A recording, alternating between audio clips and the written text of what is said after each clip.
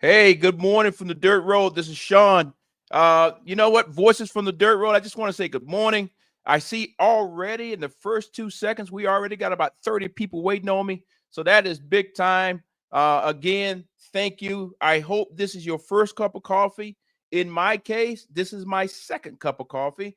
And we have a great show for you today. We're going to talk about what's going on in agriculture out there that's touching our farmers in all kind of ways. And then at the end of the part of the show, we have a guest that's going to be on with us today, and she's just amazing. I support what she's trying to do 100%, and we just want to get the word out, and we'll kind of go from there. So again, let's get this thing started. If you watched last week, let me just say thank you, thank you, thank you for sticking with us. Last week, why this is a live show. Yes, this is 100% a live show. And last week, we found out as the show was going on, the backbone of the show that it runs on was having an issue with two servers. So we were struggling trying to get things to work. But guess what? We made it work. That's the cool thing about this show is it's 100% real. There's no Hollywood in it. I would tell you today, as soon as we finish this show, I will go outside and check my cows. And then on top of that, let me just kind of bring you up to date from last week to this week. Last week, I kind of mentioned that we had just bought a cow up in Tennessee at the Red Hill Farm. That is an outstanding farm when it comes to buying Red Angus and other genetics. This farm is the farm that if you're looking to bring your genetics up, you need to get in touch with Bart and those guys up there at Red Hill. And guess what? Shawn Harris, I got lucky in the bid and got one. So before I even get into everything, let me just show you this cow that we got. But let me just show you this They all cow. get to know each other. First cow that we actually received on the farm directly from Red Hill. Red Hill's up there in Tennessee. Great genetics. She's pregnant. She's in the same window as the rest of the herd. So January, February, first part of March, when all these girls will be having a calf. She's purebred Red Angus, also bred by a purebred Red Angus bull. Great genetics. Great day here on the farm. As you can see there, we're not the biggest cattle ranch in the entire country, but I think many of y'all guys know my story. I spent many years in the military. As you can see all that stuff behind me. Hey, if you notice, I did a little bit of an upgrade. You see there? I got my beef tag. It's already on the front of the truck, but I had a second one. So we're trying to transition from being the military guy to being more on the farm side. So give me some time. We'll get some more pictures up and kind of go from there. Hey, we only been on this show now about 3+ minutes, and we already got 100+ people watching us. So I just want to say thank you and good morning to all of those people. And before we really get into the show, one other thing I talked about Red Hill, and before I get into the show itself, today after the show is over, I'll be going over to Alabama. I'm going to see Jim Yance and going to visit his farm. That is JYJ Red Angus down by Dothan, Alabama. And today we're going to go and look at some cattle. And then tomorrow, if I'm blessed, I'll win another bid and try to buy one or two more. And we're trying to add to our herd here, like many other cattlemen are doing. We're trying to figure out, should we be adding or should we be downsizing? Because right now cattle prices are kind of all over. But at the end of the day, because I've only been out of the military roughly about 2.5 years, we're still in the starting blocks of trying to get our farm where it wants to be. So that's why I want to start this show, Voices from the Dirt Road, is to focus on those things that mentors or farmers that have been doing it for a long time that can help out the newbies like myself. And when I say like myself, I don't want to say that I'm brand new at it, because I was raised on a farm down there in Southwest Georgia. So I got a lot of experience. But when you actually trying to build something from scratch, you should get some mentors. you learn something every day, and that's what it's all about. So let's jump right on into the show this morning. Hey guys, I hate to say this, but as I'm sitting here in the studio, today is day 38 of the government shutdown. That's not cool at all. All of our people in DC across the board equally on blame on this. They need to get together. I said it last week. I said it again this week. They need to all get in the same room and get some adults in the room and find the answer to yes, because it is hurting people across the board now. We also today we have the SNAP program is not being delivered to the most vulnerable people across the entire United States. I think many of y'all guys know that I'm here in Georgia. I think from a United States point of view, don't quote me on the number, but I think this number in the United States that received the SNAP is 42 million people actually receive it. Here in the great state of Georgia, I think it's 1.8. We had those numbers last week. I don't really remember them off the top of my head. But I do know here in Northwest Georgia, where I live, is about 141,000 people that are dependent on SNAP.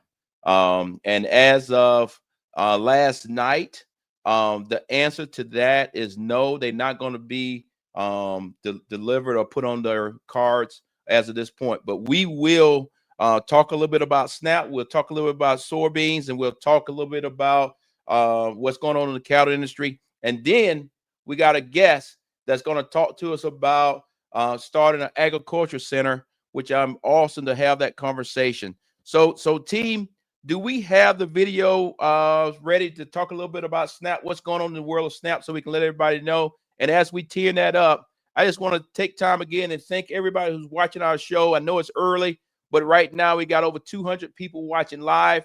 So let's go. Let's talk SNAP right now. Ordered that the Trump administration fully fund SNAP.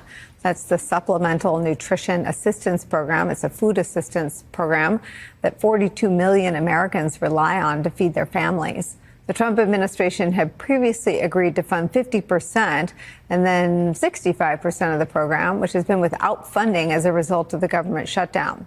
This afternoon, the Judge John McConnell, called the harm done by this shutdown irreparable, saying this, quote, "Last weekend, SNAP benefits lapsed for the first time in our nation's history. This is a problem that could have and should have been avoided. People have gone without for too long. Not making payments to them for even another day is simply unacceptable." The Trump administration has until tomorrow to comply with that judge's order. Yeah, that was last night. My understanding what's currently going on right now. In this show, we're not political. We just give you the facts. We just tell you what's happening on in the world of agriculture. If you don't know, why are we talking about SNAP? Let me just go back and kind of give you a little bit of a history lesson. If as a farmer, we know and we look forward and it needs to get passed is the Farm Bill. However, when we look at the Farm Bill, more than 60% of the Farm Bill is actually the money that pays people in SNAP. So that's why the Secretary of Agriculture is involved. That's why we're talking about it on this show. And I will tell you, if you don't know my history, as a kid, I was on SNAP. Didn't know it, but I was on SNAP. I got food in the summertime. Here in the great state of Georgia, they had a program that every county made sure that kids in the summer actually received something to eat. It was a sandwich, a juice, and an apple, and you just had to line up, and the little bus or truck would come by and give you some food every day of the summer. So I clearly remember that, and I just want to put that out there clearly, because guess what? You see all that stuff behind me. Without good nutrition, I never would have been able to join the Marine Corps as enlisted, and I never would have been able to join the Army as an officer, and I never would have retired and let me go before I go talk about retired. I never would have had the opportunity to lead men and women in a place called Afghanistan, Liberia, and Kosovo. and I never would have retired as a brigadier general. So at the end of the day, I take it very passionate that guess what? We need to make sure that we feed in the least of us, get all the politics out of it, get it worked out, and let's move forward with that. Again, I just want to stop and thank you for watching us. We're up to about 400 people right now watching us live. We usually jump here real soon and get up into the 2,000, 3,000 people. And I just thank you in advance. And then after the show is over, you can watch this on YouTube and other places and kind of go from there. Do we have another video that talk about what's currently going on with SNAP?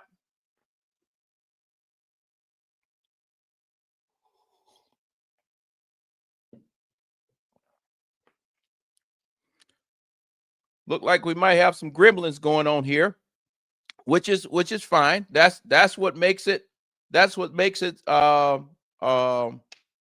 pretty cool. I see some things starting to pop up. If it's SNAP working, benefits must go out tomorrow. Not half benefits, not next week. Full SNAP benefits for 42 million qualified Americans tomorrow, Friday, November 7th. That's what a federal judge in Rhode Island just told the Trump administration during a fiery hearing. But just minutes ago, instead of complying with this judge's new order to fully fund SNAP, the Trump administration filed an appeal because they don't want to comply with this judge's order. They believe giving partial payments to SNAP beneficiaries in the month of November is enough. And because of this government shutdown, they say there just is no more money. So let me just rewind for a second and explain what happened during this hearing, because the judge is pissed. He believes the Trump administration is playing politics with this critical food assistance program, and he's not having it. Last Friday, I told you in this video, the judge ordered the Trump administration to distribute those SNAP funds ASAP. But as of today, almost a week later, SNAP beneficiaries haven't seen those benefits. And during the hearing today, the judge cited this social media post from Tuesday from President Trump, where Trump said he would not release the SNAP benefits until Democrats voted to reopen the government. Of course, the White House press secretary immediately walked that comment back because Trump was openly defying the judge's order. And even though the White House did that big backpedal, the judge still noticed. Now, as I told you in this video on Monday, the Trump administration told that very same judge that they would release the contingency or emergency SNAP fund while the government was shut down to pay out these SNAP benefits. But they said that fund only has a little more than $4.5 billion in it. And since it costs about $8 billion for the U.S. government to fully fund SNAP, that would mean only about 50% payouts for SNAP beneficiaries. And even when that 50% benefit went out, it could take weeks or months to actually get those benefits onto EBT cards, depending on how modern the systems were in each state. Well, just yesterday, the Trump administration amended that plan. They filed this document with that Rhode Island federal court saying, well, now Treasury Secretary Scott Bessent and USDA performed further analysis and found more money for SNAP benefits. They said instead of the 50% benefit reduction, the U.S. government would only reduce SNAP benefits by 35% for each recipient. But today, the judge said that's not good enough. He wants the administration to follow his order and fund 100% of SNAP benefits now. I will keep you posted on what the appellate court says if they decide to hear this case. Well, guys, as you can see there, we got a bunch of finger pointing going back and forth. And at the end of the day, as far as I'm concerned, today is Friday. I pray that by 9 o'clock we get it worked out, we get it figured out, and the SNAP benefits start hitting the states, and then the states can actually get it onto the cards. I think it's important for me to say the way this process works is when the administration decides that they're going to release the money, it's not going to be instant. It's still going to take some time because, as you know, the government's still shut down. And what I don't know is the people that actually handle that part of the USDA or the Department of Agriculture, are those people essential or not? So the question is, do we actually have the people in the office that can push the button, that can move the money from the federal government, that can then get it to the states, and then the states have to do what they need to do to get it on the individual's card and kind of go from there. Yesterday, I was actually in Walmart here in my local hometown, and I could tell something was a little bit different. It wasn't any long lines, and that's when it hit me, is that we something was different. And you know, the reason why I'm talking about this, because I want to continue to put pressure on our leadership to get it done. Again, this is not political at all. This is about making sure that we're taking care of the least of us and feeding our seniors and feeding our young people, our young kids, because that's what's usually on the SNAP program. All right. I think we're ready to move on a little bit. Do we have a video from the Secretary of Agriculture on SNAP or not? And if not, well, let's move on to soybeans and talk a little bit about that. If we do have something on her, let's play it. If not, I'll start talking about soybeans. Okay, no problem. Again, look, we're at roughly about 600 people watching us live. What I'm doing right now, I want to get it up to over 1,000 people so that when I bring my guests on, you are ready to get some great information, be able to help her in whatever way you want to get this agriculture center up and running. So I'm going to continue to chug right along here, and I'm going to move into soybeans.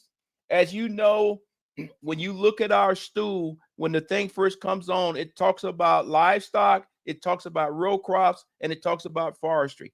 That first part of what we talked about with the SNAP all falls up under the Department of Agriculture, because that's where the SNAP actually originates from and then works its way down into the states. Now we're going to move over into soybeans, which is row crop. As y'all guys know, this past week, or this week, depending on how you want to look at it, we cut a deal with China. People are still doing an analysis on that deal. It kind of looks like we got a deal. That's a plus. However, it looks as if the deal that we got is pretty much the same thing that we already had in the beginning. But we'll let Secretary Rollins tell us what's going on. Go ahead. And we have a graphic here from Associated Press, which would indicate just that. If we get back to 25 million tons of beans with China, it's a normalish volume. So is our crowd, farmers, are they supposed to view this as a win? So, yeah, first of all, I'm so happy to be on. I'm trying so hard to find communities where I can speak directly to farmers and not through the Washington, D.C. cabals and not through, you know, all the kind of the layers I think that normally are part of my world or our world in Washington. So grateful to be on, and I welcome the difficult questions. That's why I'm here, and that's why I agreed to do it. So thank you. On China this week, you know, I'm sure you've talked about it on your podcast. I've listened to you a couple of times. Y'all do a great job.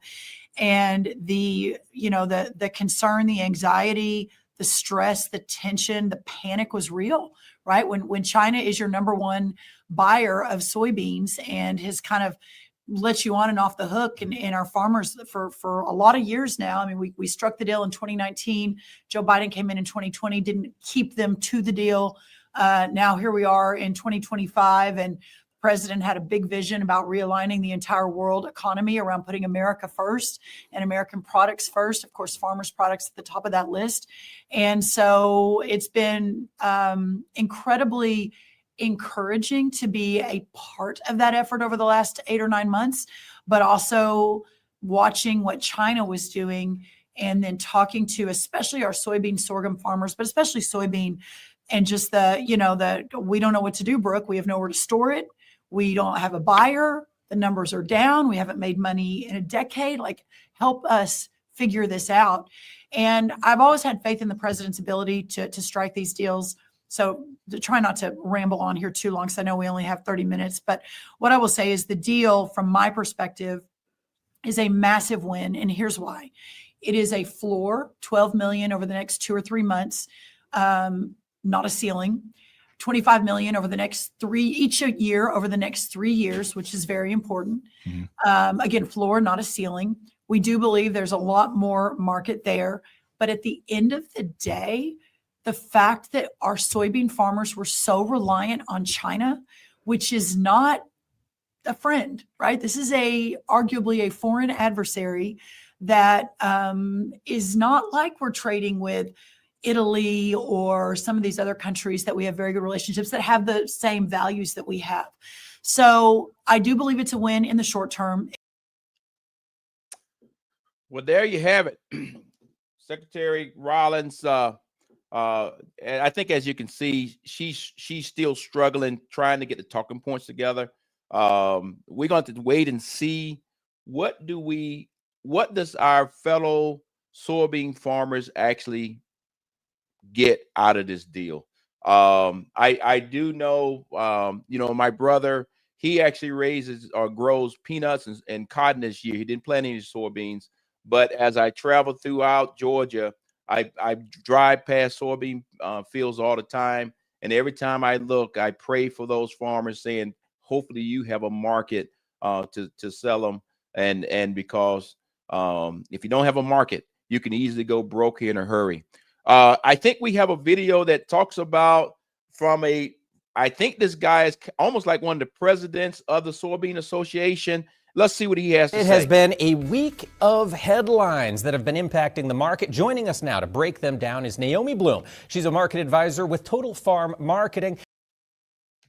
Oh, that was fine. You could have played it. Go on and play it. We've got soybeans going to China. Good news, isn't it? Absolutely. It was welcome news today. So a lot of volatility heading into the Thursday trade because the market was more focused on the fact that we did not get a specific number of soybeans that China was going to buy. So the market actually sank lower on Wednesday night going into Thursday. However, early Thursday morning, we got confirmation that China would be buying 12 million metric tons of soybeans. That's actually about 440 million bushels overall between December and January. So very welcome news. And then on top of that, we got more specific information that China would be buying 25 billion metric tons of soybeans annually for the next few years. So of course, welcome news. The market liked that. But then everybody stopped to think for a second and said, well, 25 million metric tons, amazing. But that's actually only about what China bought from us last year. So we're welcoming the demand. We are thankful for the demand. It helps us to plan ahead and go forward. And that's going to keep the soybean market supported. But I'm not quite sure if it's enough news to justify a brand new rally from here. It's going to take additional headlines for that. Naomi, one of the trends we've seen. Well, as you can see, there is kind of what I said. We got a deal, which is a great deal or a great thing. However, it looks like we got the same thing that we had before we started this trade war. And again, we have to see how it's going to play out. I know China from a different department, and China plays the long game. I'll just say it that way. And we'll see how this thing plays out. But I pray that our farmers are going to be just fine and kind of go from there. And, we've been going now for about 20 minutes.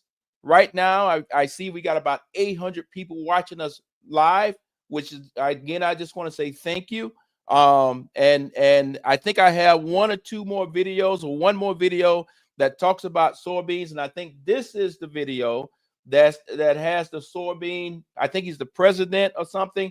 And he's talking about what's tough to understand. Go ahead. Despite the new trade deal that President Trump says will have the Chinese buying soybeans again, the farmer behind all this says he still won't make a single dime of profit. These soybeans will probably lose $150 to $175 an acre. That's a $180,000 loss for my operation. And I'm not unique to anybody else in this area. So, okay. I'm back on. So, like I said, as we're going to see how this play out. I think in my lifetime, I haven't seen so much attention on the agriculture community in it at all. And I think by getting this attention to the agriculture community, I think in the long run, it's going to make things better for all of us. So it's bumpy right now. We're going to definitely have to work our way through it. And we're going to definitely have to stick together to do the same thing that farmers are continuously doing, is helping each other out. So let's move on and let's talk a little bit. I think we can talk a little bit about cattle, and then we're going to jump into our guests. Well, President Trump is my guy. I voted for him 3 times. Don't know the man at all, but I can't believe that if he knew how nonsensical and ignorant that statement he made was, he would have never made it. He has crashed the cattle market. And the thing is, he stands there and says, I love these producers. Well, you just took millions of dollars away from the cattle industry and gave it right to 4 corporate packers. Because if you think that's going to trickle down to the grocery store, I really doubt it. Packers have been losing money. They're not going to pass that on. If they do, it won't be anywhere near the magnitude of what cattle have gone down. So that was really frustrating. Well, as y'all guys know, I'm personally in the cattle business. Just getting started. Like I said, Colin and I, we started our farm roughly about 2.5 years ago. So we're still out there buying cattle, and you know, like we talked about last week, what's happening in the grocery store is completely separate from what we're doing out here on the ground with the cattle that's walking around in the pasture. And if you flood the market, it messes with the futures. Our cattle prices are based off futures out of Chicago. And give you a prime example. Like I said, I'm headed over to Alabama as soon as we finish this show today to buy some cattle tomorrow. And what's always in the back of my head is, if I mess around and buy too high, then a year from now the cattle prices continue to drop. I just messed up our cattle, local cattle business here on my own farm. So these are the things that farmers are stressed about right now. Hopefully the administration can get it worked out and kind of go from there. Do I have any more videos pertaining to this particular subject, or is it time for me to jump to our guests? Because right now we're at 1,080 plus people that are watching. That's where I wanted to get before I moved on to the guests. But if I have another video on cattle, go on and play it. If I don't see it, play it. Then let's bring our guests in.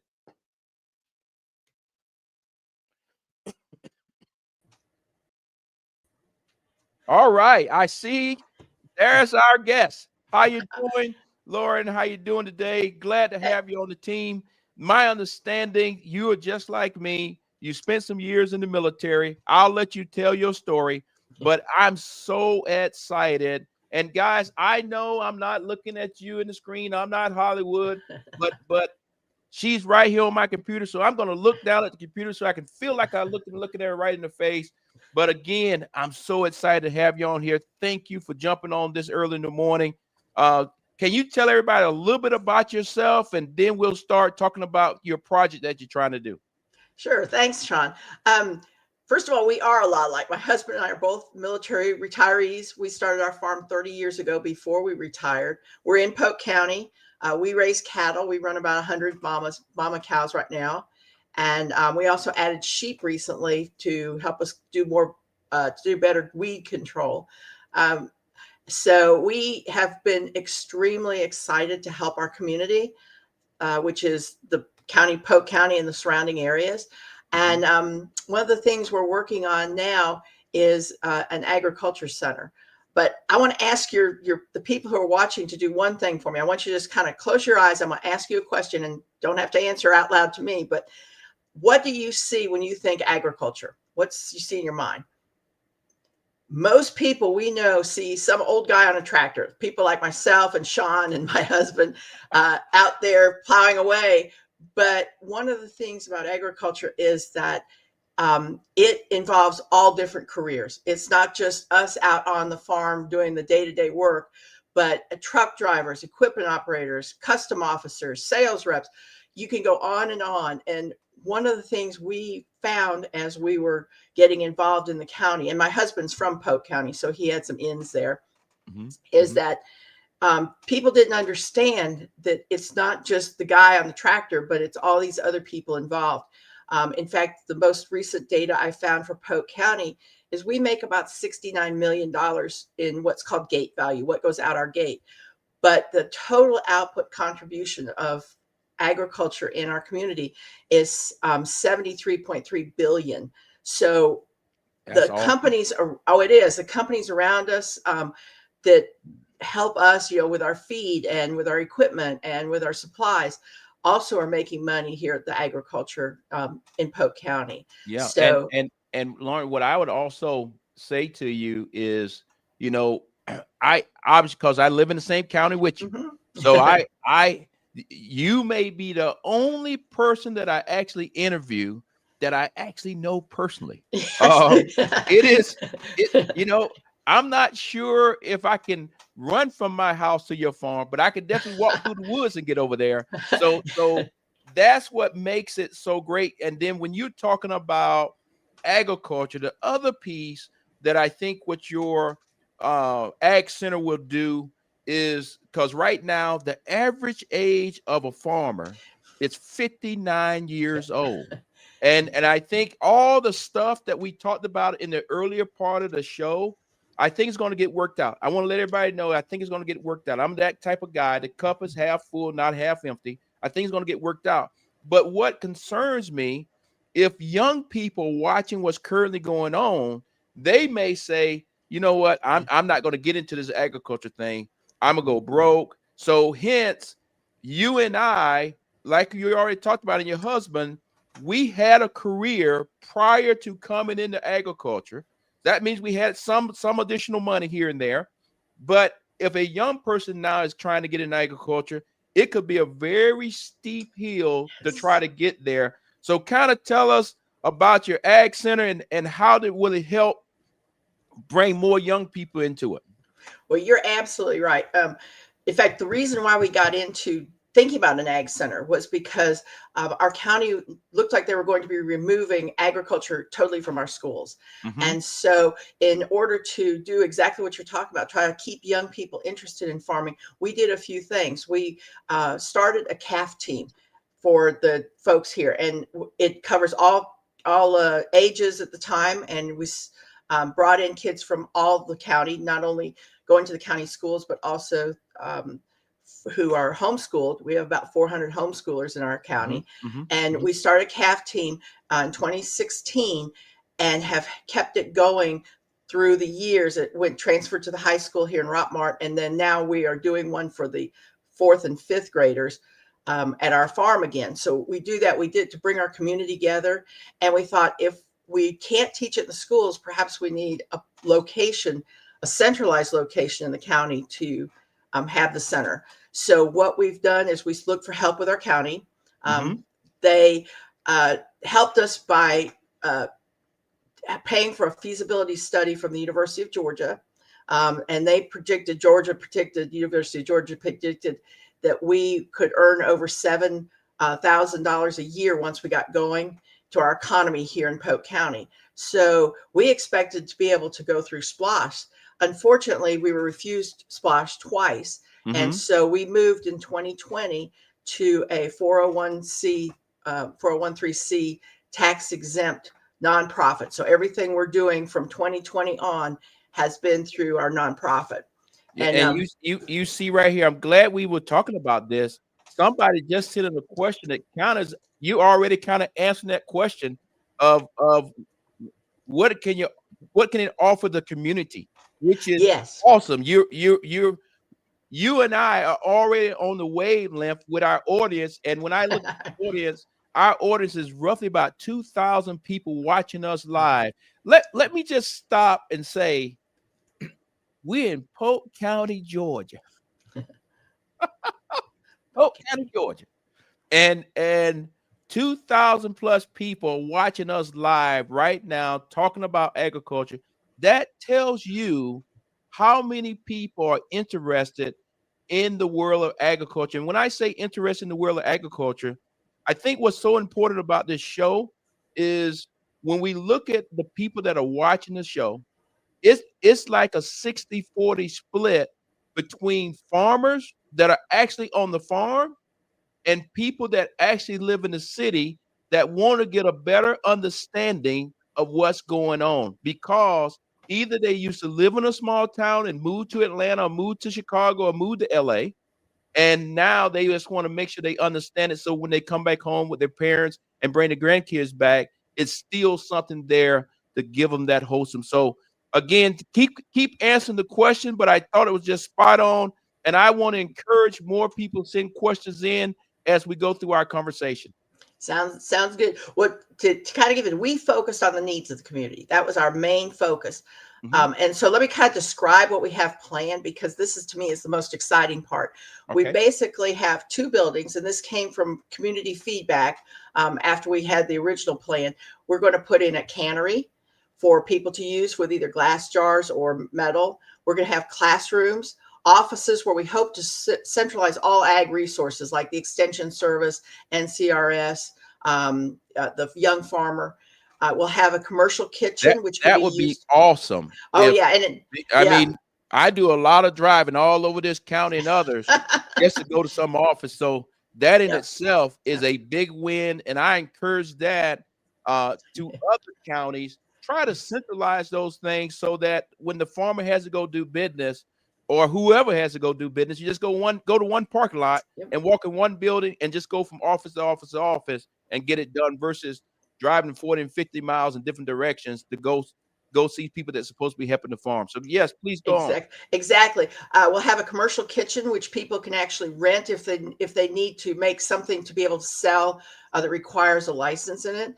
We're going to have an indoor community space and an equestrian center, which is one of the things that the community said that they would like to have. We had about over 100 people come and look at our plans and make comments. So we have a focus on 6 specific areas, economic development. And again, the feasibility study and the focus on education should kind of show how that's going. If we can get it going, we can make probably 700,000, 800,000 just for this county alone. Health and nutrition is really important for us. That's why we have the cannery, the kitchen, and the classrooms.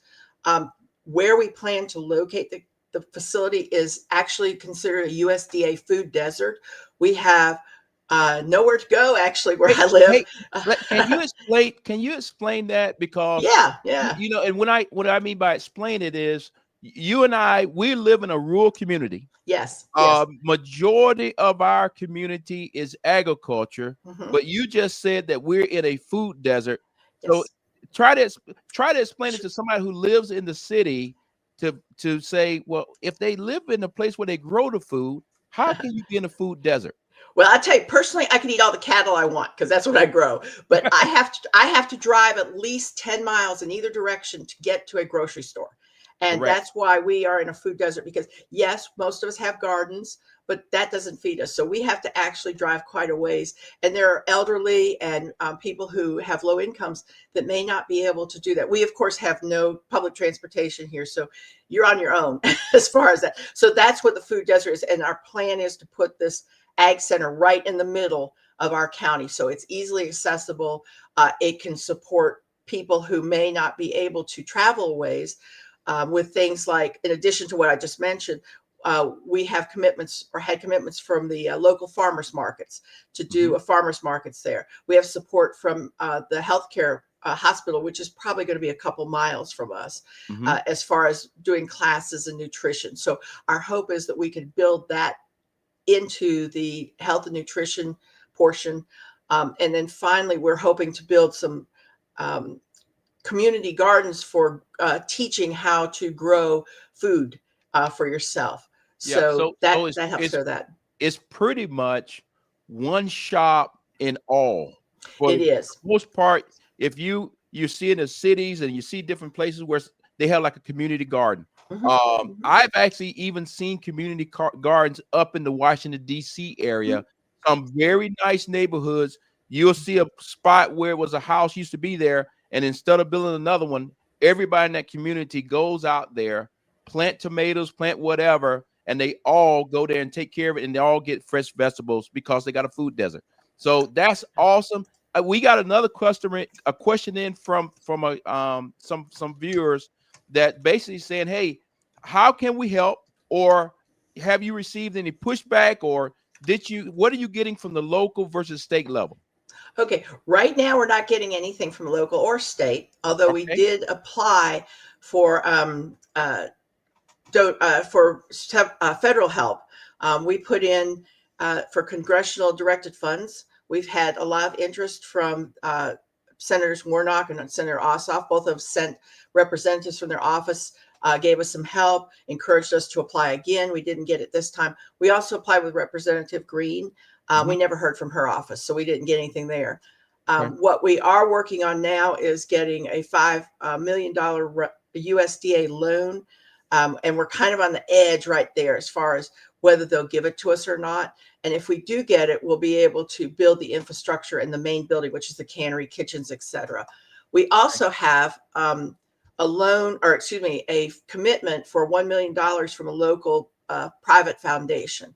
And that will come to us when we are able to show that we can build the whole thing. So right now, our biggest push is to get the funding we need in order to break the ground and make it a happening. And so we've been able to raise enough money to get the architectural drawings done. We've been able to make money as we need it. So every step we've been able to get local donations. We have 23 acres donated, land donated, which is in the center part of the county, and we continue to apply for grants. And you awesome. Thank you for the information. The reason why I want to ask you to be on this show is I know at the end of the day, we have a lot of people that watch us. Right now, we pushing up right at 3,000 people watching us live. Usually, yes, ma'am. Usually after the show goes off, by 9:30 on YouTube and all those other places, it jumps up to 30,000 people. So I want to make sure that we get out there, that when they watching this thing or clips are coming off, is we know what you're trying to do. We know that we have some support from our federal leaders, and we got to work on some others. I'll just say it that way. But we will do that because I live right here in Polk County with you. But then the other piece is, if I understand, you have to raise X amount of dollars before everybody else can come on board. So I guess the question is, if somebody would see this and would say, you know what, I live in New York City. I live in New York City, but I was raised on a farm. I had the opportunity to go to school, and I went, and yes, I wanted to go back home, but those boys and girls up there on Wall Street was paying me so much money that I had to go get the Wall Street money. But if I could, I'll write a check to try to get this going, because if it wasn't for agriculture as a kid, I never would have had an opportunity to go work on Wall Street. So what is your message to our viewers to be able to help you, and how would they do that? Okay, excellent. If you're within about 7-county area, Polk County, spread the word. I mean, that's the big thing, because people think we are not actively working on this since we were rejected by our county. We have a website. It's www.friendsofag.org, and we have a donation button, and anything's welcome. I mean, we currently have, like I said, enough in our bank account to pay for our architectural drawings and start the work for civil engineering, but anything will help us. So support us with donations, talk about it, because this is a really important thing to help young people understand that we all eat, so we all touch agriculture, and therefore this is an important project that will help about 7 counties in Georgia and Alabama. So that's awesome. So this is not just for Polk County where you and I live. This is going to stretch over 7 counties. And just for people to know, we touch right out our backyard. We touch Alabama. And there's a lot of people that live in Alabama that work here in our county every day. So this is not only going to be a state thing, this is going to also reach across that state line to our brothers and sisters across the line to say, hey, come on over here. We can help you out, and kind of go from there. The same thing that we do when we buy fertilizer and everything else. We actually end up going across the line over to Alabama and get it and bring it back. So how much money do you need to raise to get to your next goals? Are we talking $10? Or are we talking $100,000? Actually, we need about $5 million, and that is good. $5 million will get us the 2 buildings that we need. Our plan is split up, so if we get less than that, but enough to build, then we can build one or the other building and get started with that. But to do the whole project, we need about $5 million. About $5 million. Which you think of as not that much considering what you're getting. True.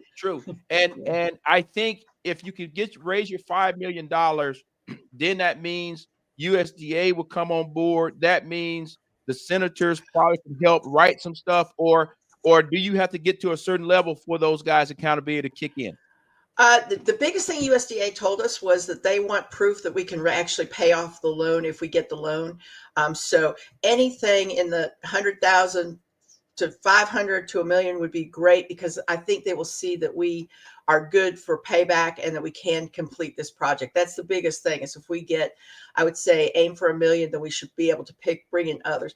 We also hope to get local industries to donate, like goods in kind or work in kind. So grading and furniture and things like that, we're hoping to get locally to fill in the extra things we need. And does it seem like you have any of those companies that are willing to do that as things go forward? Yes. Yeah, we do have a couple of companies who said that they will be working with us to decrease the cost, or just share the cost in things like grading or concrete or pipes, things like that. Excellent. Hey, I also just want to let you know, right now we just went over 3,000 people watching us. Good deal. That when you were talking about what does it take to get this up and going, and people donating money to you and going to your website, we got the website right on the screen so you can see it. 3,000 plus people are watching it live. Yeah. So I just want to say thank you to them, for you, for me, for our community, because at the end of the day, when I looked at everything you're doing, the thing that clicked in my mind is our community, our youth, our future. Because if we don't invest in our small towns are going to dry up. Because I'll just say it point blank. We're not 2 or 3 miles from Atlanta. We're a long ways from Atlanta. However, a lot of people in our hometown get up every morning about 4:30 in the morning, and they drive into Atlanta to go to work every day and drive all the way back. So do we have any more questions out there, or is it anything else that you want to say as we close out this morning? Well, I just want to thank you for letting me come on here, Shawn. It was really a great opportunity. And no matter what happens, we will be plugging away and working on this. This is kind of our dream and what we hope to give to our community when we're gone. Well, so thank you. I tell you, I want to thank you and your husband. First of all, I want to thank you for your service, because I think that's big time. But I think as veterans, the main piece is, after you finish serving our country, great, thank you. But what I'm starting to see is so many veterans, when they stop serving in that capacity, they continue to serve the community. And when I first met you and your husband, we met at a lot of things. We met at the Cattle Association. We met at a whole bunch of places.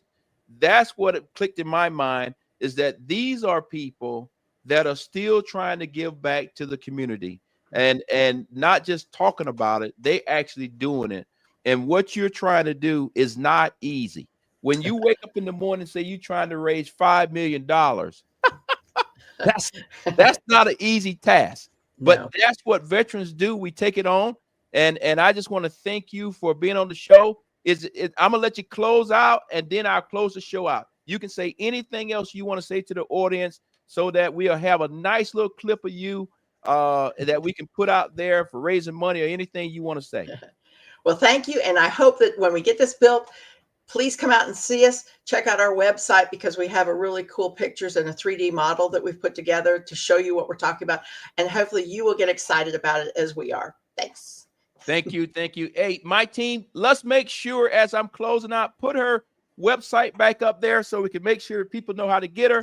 Because that's very important. And I want to thank all of our viewers. When I say thank all our viewers, the ones that got up this morning, because right now it's 7:50 in the morning in Georgia. And right now we got roughly about 3,400 people watching us live. And I know as soon as I close this thing out, it's going to explode. And I look forward to the money coming in to help out our good friends over with the Agriculture Center. And then on top of that, I look forward to having people coming here to Polk County to visit the site and get a better understanding for themselves. Because I love being transparent on what we're trying to do, and we're doing great things here in Polk County. But with that being said, y'all guys know the show. When the cup is empty, the show is over. Have a great one. Bye-bye. See you next week.